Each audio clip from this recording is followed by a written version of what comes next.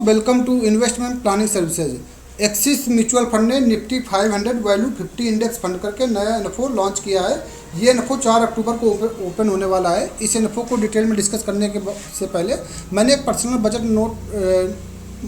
Budget planning notebook एक बनवाई है, जिसकी कॉस्ट मैंने 250 रुपीज़ रखी है, इंक्लूडिंग डिलीवरी चार्जेस। इसमें बहुत सारी चीज़ें आप मैनेज कर सकते हो, नेटवर्थ कैलकुलेट कर सकते हो, टैक्स डिडक्शन मैनेज कर सकते हो, बिल अपना ट्रैक कर सकते हो, मंथली बिल बना सकते हो, इनकम ट्रैक कर सकते हो, फाइनेंशियल गोल के हिसाब से अपना बजट लिख सकते हो।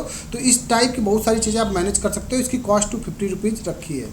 वैल्यू फंड होते क्या है? तो वैल्यू फंड ऐसे स्टॉक्स होते हैं जो कि अभी मार्केट रेट में काफ़ी अंडर वैल्यूड है, मतलब काफ़ी सस्ते मिल रहे हैं कंपेयर टू उनकी इंट्रिंसिक वैल्यू के हिसाब से। जैसे एक जोमेटो का हम एग्जांपल लेते हैं, तो जोमेटो जब स्टार्टिंग में लॉन्च हुआ था तो बड़ा था, लेकिन कुछ दिन ये टूट के 50 रुपये में आ गया था। तब बोला जाता था कि जोमेटो के शेयर से महंगा तो टमाटर है।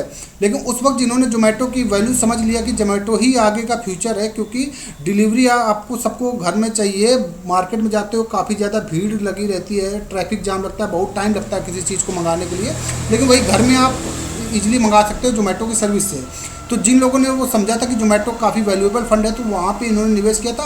आज जोमेटो का शेयर काफ़ी अच्छे रेट पे जब ऊपर चल रहा है, तो ऐसी कंपनियों पे ये फंड पर्टिकुलर निवेश करेगा। तो कहने का ये मतलब है कि कंपनी की जो मार्केट वैल्यू है उसकी लेस देन है इंट्रिंसिक वैल्यू, जो एक्चुअल वैल्यू होनी चाहिए उससे कम होती है, तो उनको बोला जाता है वैल्यू फंड।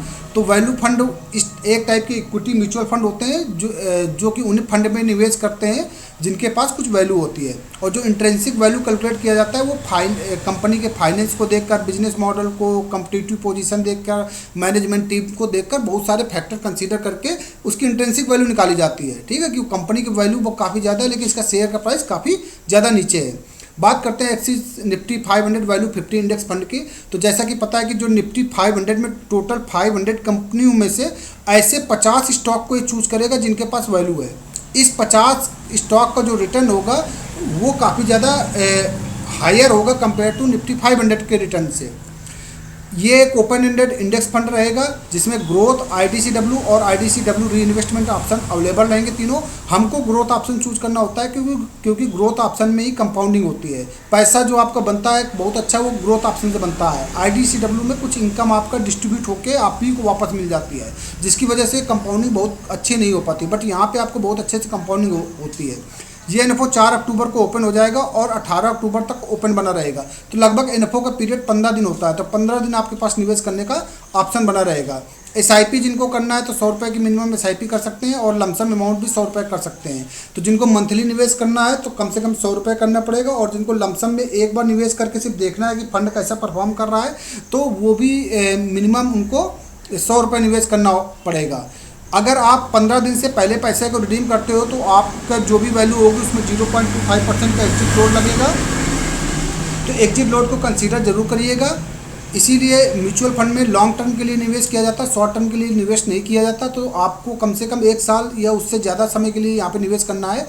एनएवी जो फेस वैल्यू रहेगी 10 रुपये रहेगा, तो आपको पता है 10 रुपये से ही नया म्यूचुअल फंड की एनएवी लॉन्च होती है। यही एनएवी का प्राइस जब 20 रुपये होता है तो आपका फंड डबल हो जाता है। तो जितने कम टाइम में एनएवी 10 का 20 होगा, उतना ही जल्दी आपका पैसा डबल हो जाएगा।